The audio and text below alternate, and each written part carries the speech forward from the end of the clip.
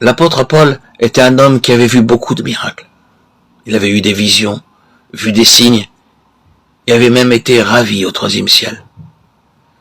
Mais son ardent désir était que je puisse le connaître lui et sa puissance de résurrection.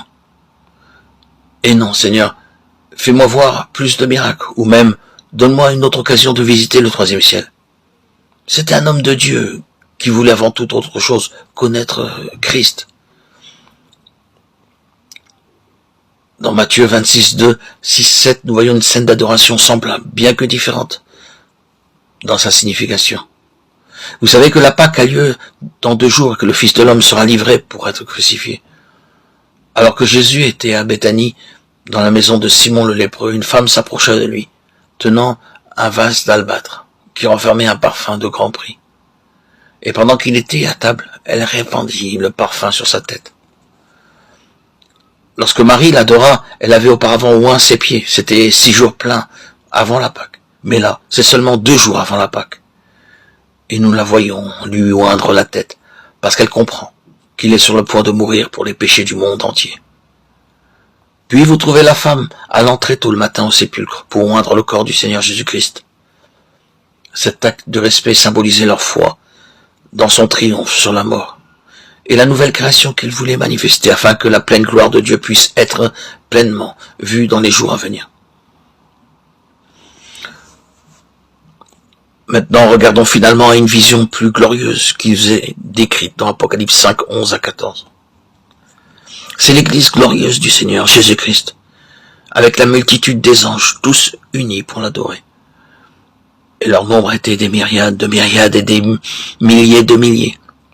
Ils disaient d'une voix forte, l'agneau qui a été immolé est digne de recevoir la puissance, la richesse, la sagesse, la force, l'honneur, la gloire et la louange. Apocalypse 5, 11, 12. C'est une vision du travail, du service parfait dans le ciel. C'est ce qui sera lorsque nous le verrons face à face, à la table du Seigneur. Nous avons ce message. Mon Dieu revient. Il doit revenir afin que le travail qu'il a commencé puisse être parfait. Il ne peut être parfait tant qu'il n'est pas revenu. C'est exactement ce que nous faisons à la table. Nous déclarons par la foi que nous attendons ce jour. Nous croyons que ce sera un jour merveilleux lorsque nous serons semblables à lui et que nous régnerons avec lui. Dans son corps brisé, dans son sang versé, je vois ce qui a été fait pour me rendre semblable à lui. En moi-même, je ne vois rien que de l'iniquité, mais en lui, je vois la perfection. Dans Ephésiens 3,18, j'aimerais que vous remarquiez l'importance qu'il y a d'être ensemble. Son amour et son plan ne pourront jamais être compris par nous-mêmes. Nous avons besoin du secours de tous les saints.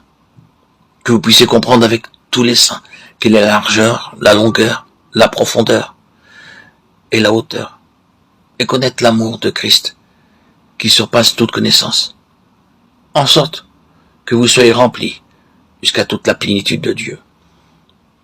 Il y a là un grand mystère. Vous découvrirez que l'amour vient dans une grande mesure, une pleine mesure, lorsque nous sommes amenés ensemble à ressembler à une famille. Dans cette famille, il n'y a pas de barrière entre les juifs et les non-juifs. Nous sommes tous libres. Venant de beaucoup de familles, de toutes les nationalités, nous sommes tous un, participant tous au même Seigneur. Alors, adorons-le. Amen.